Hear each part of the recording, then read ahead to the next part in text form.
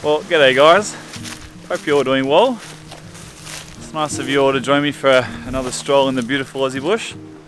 And man, this place is a cracker. Such gorgeous bushland around here. It's really nice and open, and just the trees themselves are just real gnarly and twisty and just really cool, eh? It's a really beautiful place for a walkabout. But yeah, it's a little bit of a windy one. Actually, there's a bit of a lull at the moment, but yeah, it's been pretty windy today and yesterday, and I think it's meant to sort of hang around until tomorrow as well. So it's gonna make it a little bit chilly tonight. I'm hoping it might calm down a little bit once the sun sets. But yeah, the plan is just to hike a couple of k's down here, and from what I can see on the satellite images, it looks like there might be a little palm jungle I can camp among. So I think that should make for a pretty interesting camp. But like I said, it's going to be a bit chilly, so I've got my hammock with me. I've also got my underquilt as well, so I think that's going to keep me nice and toasty tonight. But yeah, I think it should be a really nice little weekend out in the bush. So hopefully you guys enjoy this one, and we'll get underway and we'll see what we can find.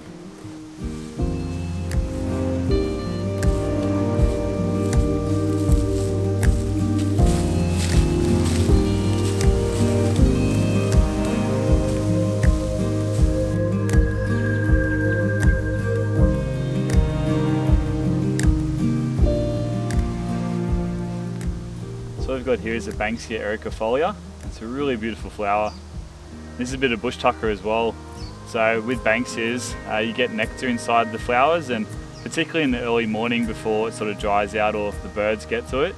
Unfortunately, it's got no nectar in it at the moment, but when it does, you can just get nectar straight from the flowers, or you could soak the flower in some water to create like a nice sweet drink.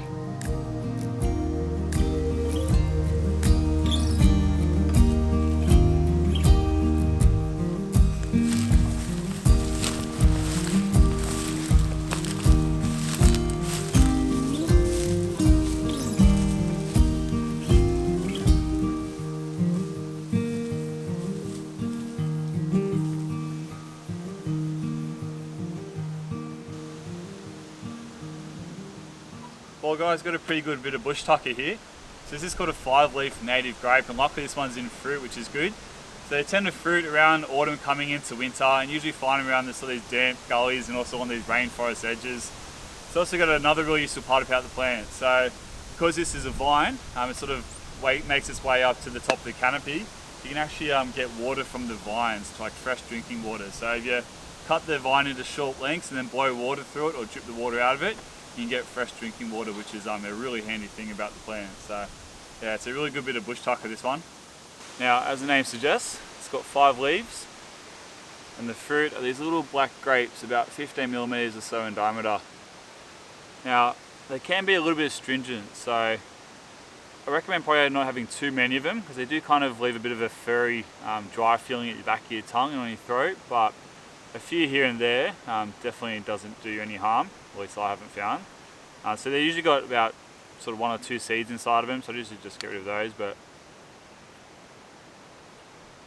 it's a really nice grape, eh? Tastes good, but yeah, it just leaves that little bit of that sort of furry feeling at the back of your tongue. So yeah, it's probably not recommended to have too many of them, but yeah, it's definitely a nice little snack when you're hiking through the bush.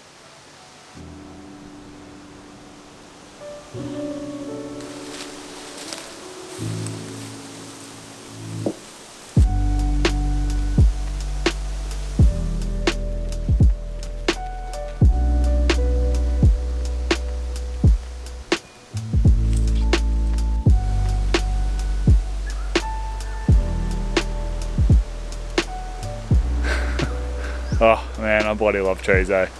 They never know quite which way they want to go. They're so twisty and gnarly. That's so cool.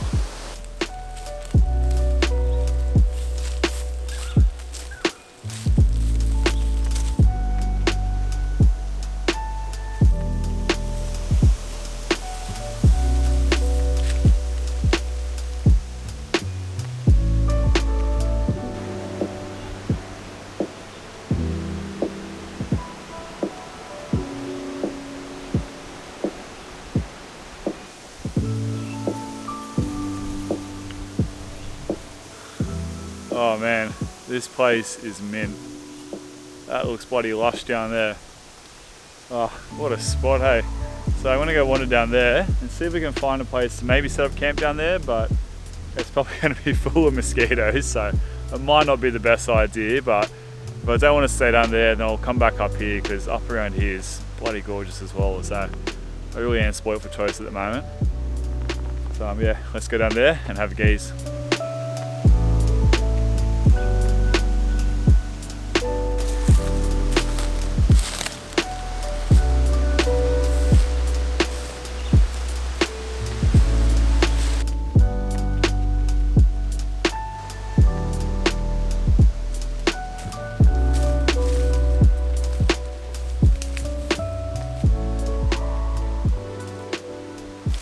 Well, it's very cool in here, but it definitely feels very snaky. It's just, the whole ground is just covered in fallen leaves, which I expected, but yeah, it still feels very sketchy, eh? So many fallen logs and stuff as well. There could be snakes hiding absolutely anywhere. But it's still a very cool place. I really like sort of being here. It's got a very nice nestled vibe to it. It's like I feel a little bit of a wander, a very careful wander, and yeah, see what we can come up with. For those that don't know, these are called cabbage palms, or Livistona australis. And they're a really cool tree. They're probably one of my favourite trees out in the bush. And they're quite a useful tree as well. They've got a fair few uses. So if we have a look at this one behind me. It's just a young one. So there is actually an edible portion of the tree. So if you were to chop that top section off where everything's growing out of, or the fronds are growing out of, and then sort of chop away the outer layers, there's actually an edible heart of this palm tree, which quite a few palm trees do have an edible heart. But obviously it kills the trees, so it's not really recommended to do it. The other useful parts is the fronds. So early settlers used to make hats out of the fronds, and also you can use the fronds to make like a natural shelter. And also where all the fronds are growing out of, there's like a fibrous material, and that's really good for to make like a tinder bundle out of. It's really good to get this fire going. So yeah, it's quite a useful tree, this one. Actually, and also, from what I've read, is the early settlers, I believe, they used to make like sort of the first sort of cabins or huts out of these trees. In Sydney Harbour, they used to chop them down, and because they're nice and straight and yeah, sort of a good thickness, they used to sort of make some huts out of them, but they didn't last for very long from what I've read, and so they stopped using them after a while. But yeah, it's a pretty interesting tree, this one.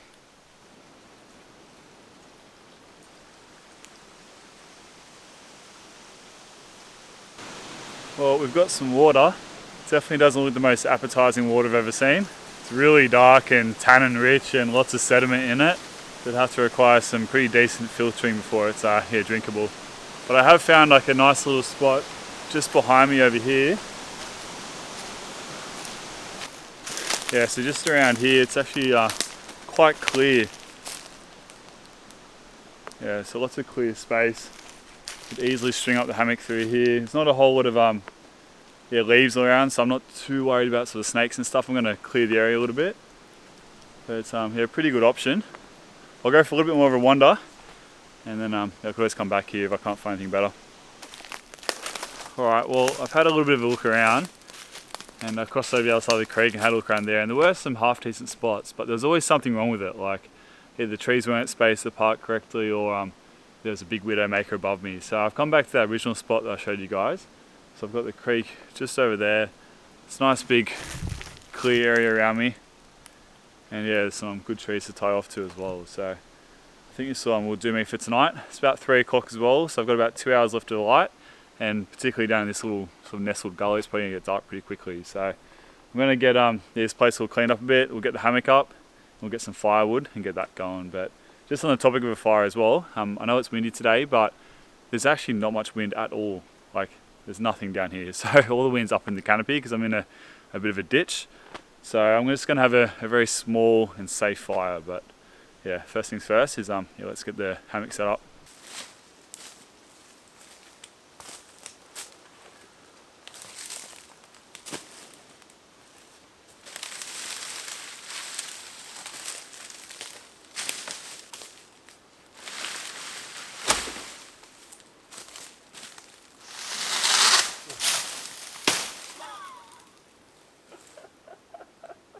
That scared the hell out of me.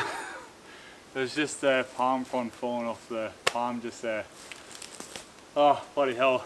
I jumped like a little girl. That scared the hell out of me. That is going to happen a lot tonight, I reckon. There's just going to be constantly palm fronds falling around me, so I think it's going to be a pretty spooky night. Oh man, that was shocking.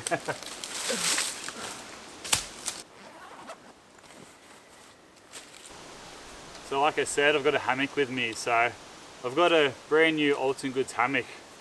I haven't used this one yet, so pretty keen to give it a go. It's also got some tree hugger straps in there. I've just got a bug net, which I've never had a hammock bug net. I've always just managed to put up with mosquitoes, which has been pretty hell sometimes, but I've got my hands on one of these, so yeah, pretty excited to use it. And then we've just got my Alton Goods 3x3 meter tarp. So I don't think there's a potential, like I think it's like a 40% chance of rain a little bit later tonight, but we'll see how we go.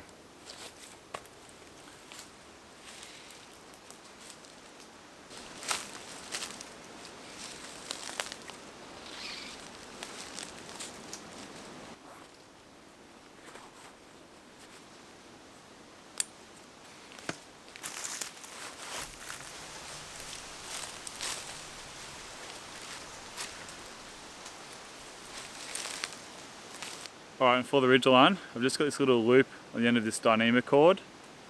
Just wrap that around the tree. And then with the running end, and then opening up that loop, I'm just going to place the running end through the loop, and then it creates another loop. Now I just get a stick, put it in between there, and then just cinch down. It's nice and simple. And it's quick release as well, you just got to pull that stick out, it all comes undone. Alright, now for this end, I'm just going to create something like a chocker's hitch. I know it's not a true chocker's hitch, but it's pretty similar. So if I just get the cord, then create a loop, and then through that loop, grab that running end, and then just pull it through. So now I've got a loop there, and I'll take that running end, put it around the tree, and then put that running end through that loop. And all I have to do is just pull down on that, and that cinches it down really tight, and then just tie it off. So it's a really simple one. It's just a nice quick release as well, so it's nice and taut. Now I don't know the true name of that knot. I've caught a chocker's hitch before and I got absolutely blasted online for it, so I feel like people who are into their knots are really into their knots, and if you ever say the wrong knot, then you just get slammed. So whatever that's called, feel free to leave me a comment in below.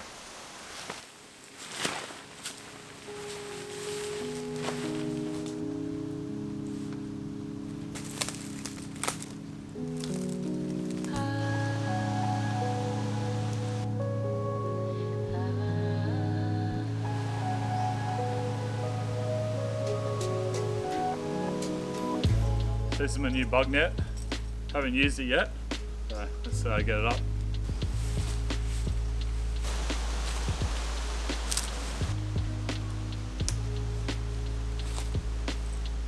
That should do a good job of keeping the mozzies away. And I've just got my Alton Goods underquilt. Probably used this once before, and it's really comfy. I think it's going to be pretty tricky trying to set this up with the bug net over it, but we'll see how we go.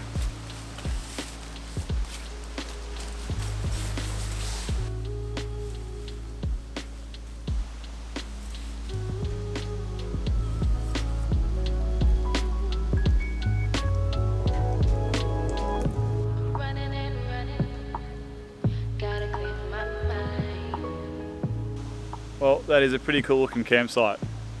Definitely blends in, doesn't it? But it's about 4 o'clock and I'm starting to lose the light already. It's overcast, so it's probably going to get dark a little bit quicker. Sunset's at 5 o'clock, so I've got less than an hour pretty much. So I might try and get some firewood collected, and we'll get a fire going pretty soon.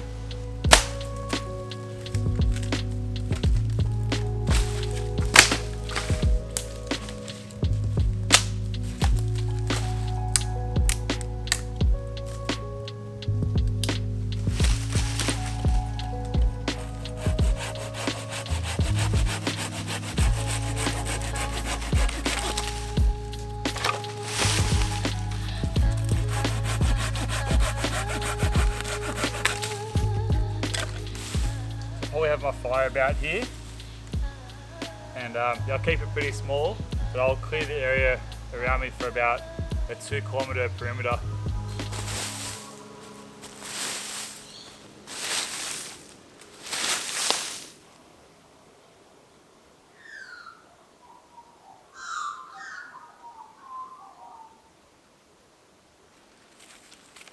Yeah, so this fibrous stuff just here, that's what I was sort of talking about today as being really good tinder. So I'll just grab a bunch of this, we can use this to get the fire started.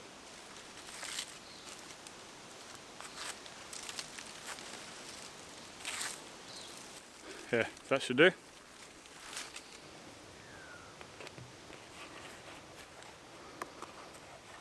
So I'll just use my flint and steel to get the fire started again today. Just got the flint and steel in there, some charcoal.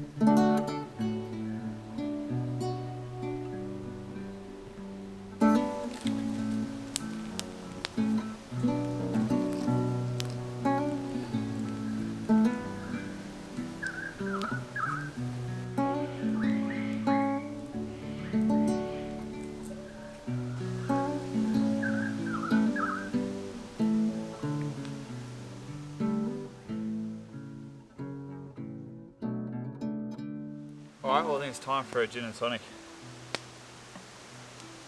Well, cheers guys. Oh man, this smoke, eh? I think I'm sitting in the worst spot possible. Kind of didn't really think about that. The wind's coming this way and I kind of set my camp up so that my smoke is just blowing straight into my camp, which is, I should know better, rookie mistake. But man, what a spot, eh? It's a pretty cool place to spend the night. Can't say I've ever camped amongst cabbage palms before, so this is definitely a first. Really liking it. Keen to see how this setup goes. Looks pretty comfy in there. Oh, bloody old gin is good. Went to dinner last night and yeah, tried a gin that had Davison plum in it, which is actually some bush tucker from sort of up northern New South Wales into Queensland, I'm pretty sure. It's a plum that grows on the side of a tree, and it's a really tasty plum. And I actually came across this gin that has it in it, and it was bloody tasty. Yeah, it's probably one of the best gins I've had. So if you guys are into your gin, can't remember the brand of it, but just type in Davison Plum Gin. I'm sure you'll find it. It was really tasty, yeah. So it was a really good one. I'll have to try and hunt it down for next time. Oh man, that smoke. My eyes are gonna be that red by the end of the tonight. Well, I don't know if you guys follow me on Instagram or not, but if you have, you would have seen that me and the missus got a new dog recently. So we've got a 9-week-old Kelpie Cross Coolie, which is an Australian working dog, and he's bloody gorgeous, eh? He's such a cute little dog. He's a little bit of a terror at the moment because he's going through that teething stage. He's just eating everything he can get his hands on. But man, he's such a cute dog, and I already tell he's going to be a really good dog once you get him trained up. We're going to start getting him to puppy school now, and yeah, just really keen to try and get him out there on some trips in the future. You can't go to national parks with dogs in Australia, but you can go to state forests. So yeah, there's a few state forests around. I think it'll be a really fun place to take him, and it'll be a nice addition to the videos and a nice way to sort of change things up. So yeah, stay tuned for that. But anyway, I'm getting a nice bed of coals down now, so well, I'm gonna get some grub on soon.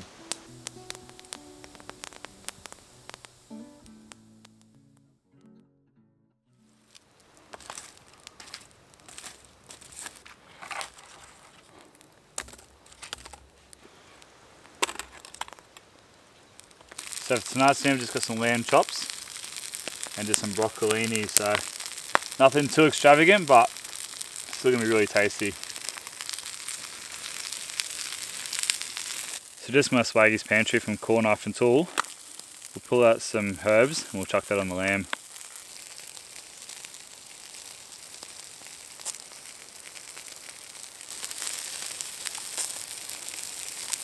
Oh man, that is looking so damn good.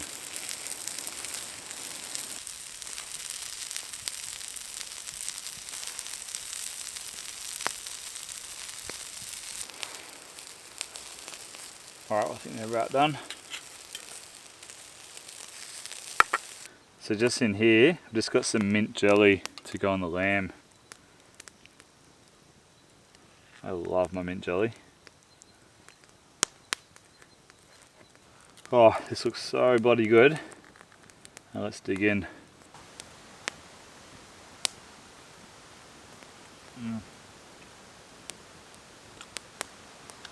That is delicious. I do not know why I haven't done this before. That is bloody delicious.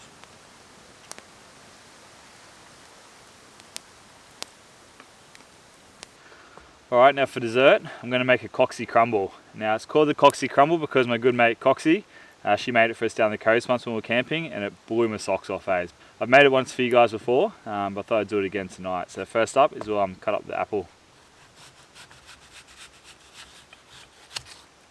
Now you could use pear in this, apple's good. You could also chuck in some berries as well. Berries are really nice in this.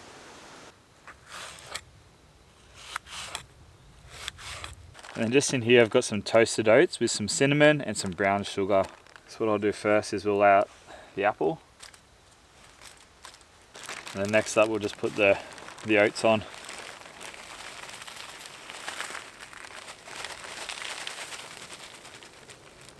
And then next up we'll just add some butter. Just a few nice dollops. Now I'm going to try something different. I'm going to add a little bit of chocolate to this. See how it goes. Like I said, adding berries or something to it is really nice. Or even some caramel. That goes really well with it. Man, this is already looking so good, eh? So now just wrap it up and we'll chuck in the fire.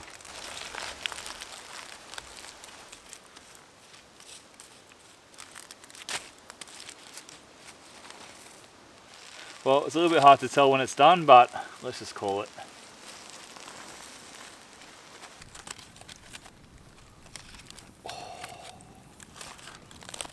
Well, probably could have been left in for a little bit longer, but to be honest, well, actually the apple seems pretty cooked, so it's actually probably good. Chocky's a little bit burnt. Alright, let's give it a taste.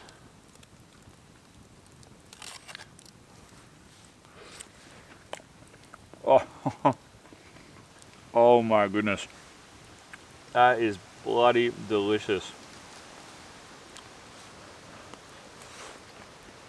Oh man, that is so damn good.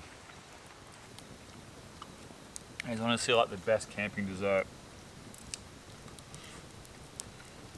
Oh, so good. You guys have got to try this. Man, those little hints of chocolate in there, really nice, eh? I think the last time Coxie made us this, she added whipped cream and caramel, which was really good. So, man, you can just go to town on this, eh? Just add what you want. That's really nice. Alright, well, I'm going to devour this. So, let's call it quits for tonight, and I'll see you guys in the morning.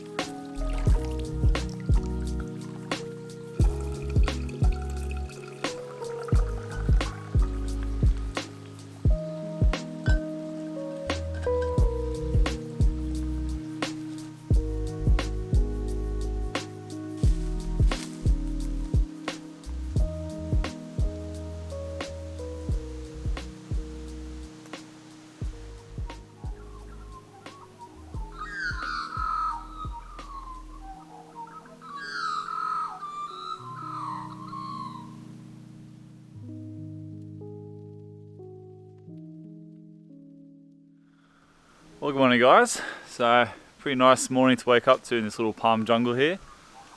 It's a really tranquil spot. There's just so many birds just singing around me. Got the magpies just there. Yeah, it's a really beautiful spot, eh? Had a really nice sleep last night. It's so bloody hot. It's actually almost too hot at one stage, but yeah, that underquilt definitely kept me nice and toasty. Oh man, I love listening to a magpie's morning chorus. It's such a cool bird. Anyway, I'm gonna get some brekkie cooked up now. I just got some eggs and some mushrooms, so I'll get that cooked up. And then yeah, I'm not really sure what I'm gonna do today. Might go for a bit of a ponder around. Yeah, not much of a plan. So anyway, first course of action is let's get some brekkie cooked up. So just in here, I've just got my alcohol stove and some metho. This is a new little alcohol stove I got. It's a Tokes alcohol stove and it's so bloody light. I think it weighs about 20 grams. So keen to see how it goes.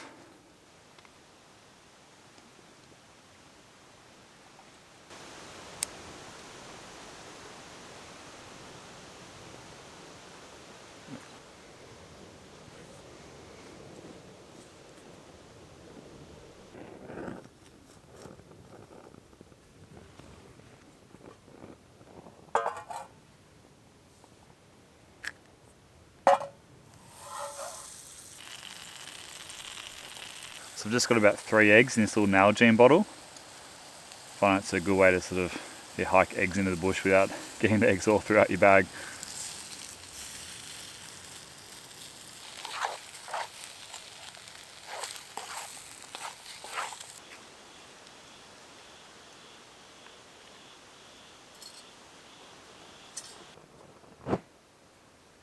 Man, this is a really cool place to camp, eh? I really like it, eh? Never really camped in this kind of jungle environment, and it's yeah, it's really interesting. I think I'll definitely be trying to do a few more of these kind of camps in the future. The good thing about this kind of area is that it's always got a lot of bush tucker, so it's always nice to come and explore the area and see what kind of bush tucker's around, and it also makes a pretty good video as well. So I'll have to try and come back to this area or another area like it in the future. Definitely, I don't think it'll be the last time I'll be camping amongst the palm trees.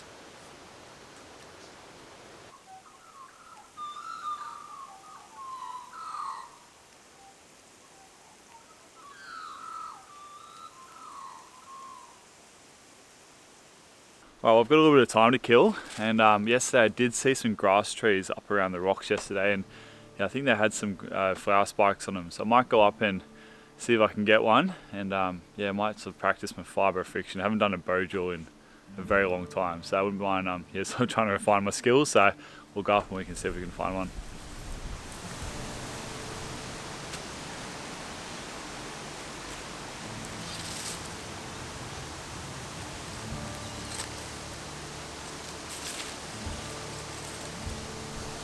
Yeah, so I think these should do.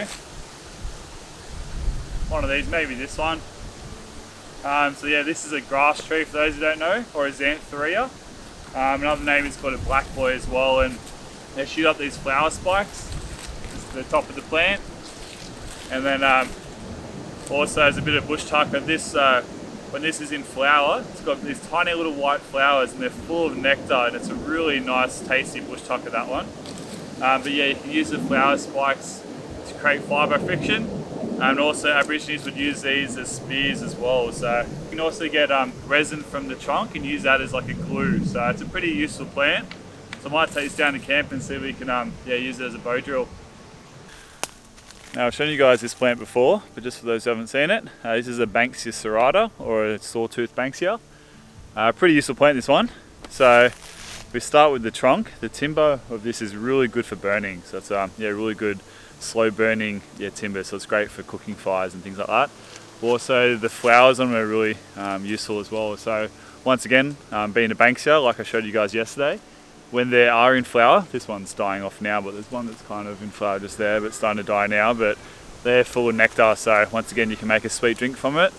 But when the flowers are sort of dying back like this, they make a great tinder sauce. So You could strike a ferro rod to this and you'd be able to get a fire from it. Also, Aborigines back in the day would use these to carry fire from one place to another, because once you sort of light them, they sort of smoulder for quite a long time. So it's a pretty useful plant, this one. So we've got another bit of bush tucker here. So this is a spiny-headed mat rush, or Lomandra longifolia. I've shown these guys a few times before, but for those who haven't seen, if you pull out sort of one of the inner leaves, you get this white portion here, and that's actually edible. So it kind of just tastes like sweet peas. It's quite tasty, and it's the fact that it's so plentiful, like this stuff is everywhere in these kind of open forests, sort of makes it a really good bit of bush tucker. Also, it's another useful plant because you can use these leaves to make cordage or make sort of dilly bags or mats or things like that. So yeah, it's a pretty useful plant. Alright, so I've got my grass tree spike. So I'm just going to cut this into some lengths. So I might use this fatter bit down here for the baseboard and this straighter bit up here for the spindle. Right, now just using my knife. This knife's the Bushman by Core Knife and Tool. I'll just create a little bit of a point on the spindle. And just make a larger point up here for my bearing block. Alright, so there's my spindle.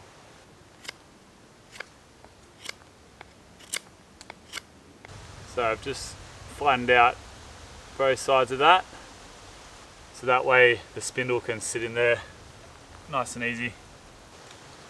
Just going to carve out a little hole just for the spindle to sit in. Should be fine.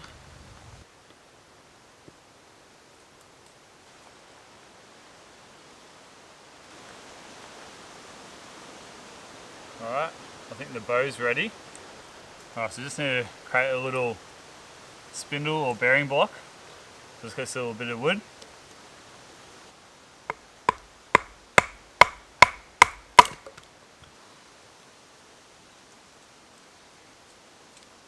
Alright, so we'll just burn in the hole first.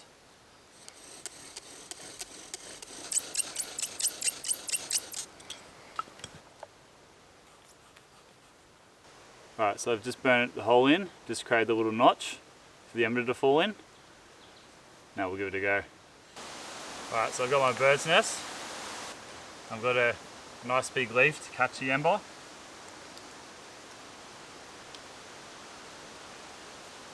I'm just using my shin to support my hand in the bearing block.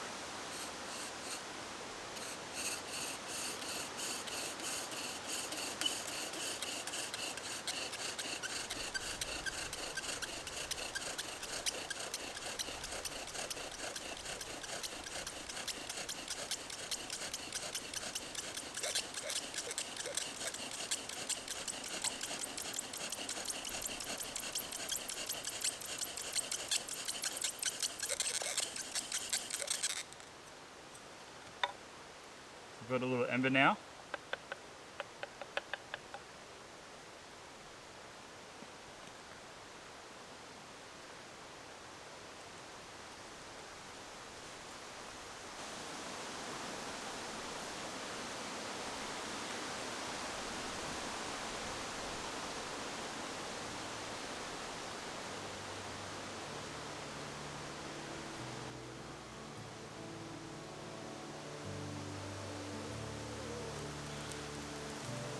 There we go. Now you're talking. Oh, it's been years since I've done that, so it's good to practice the skills. Very nice.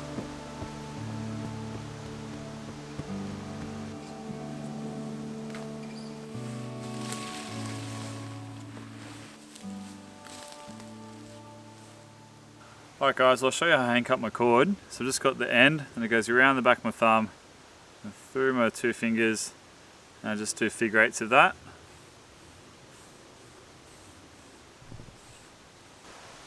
And then once I get towards the end, so just note that on this end I've got a little loop that I keep there permanently.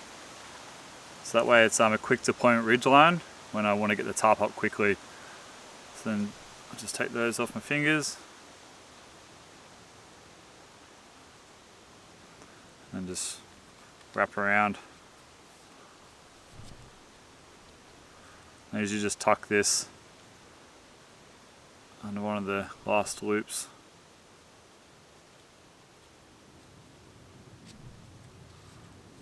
So yeah, nice neat hanker cord, and yeah, it's a quick deployment ridgeline.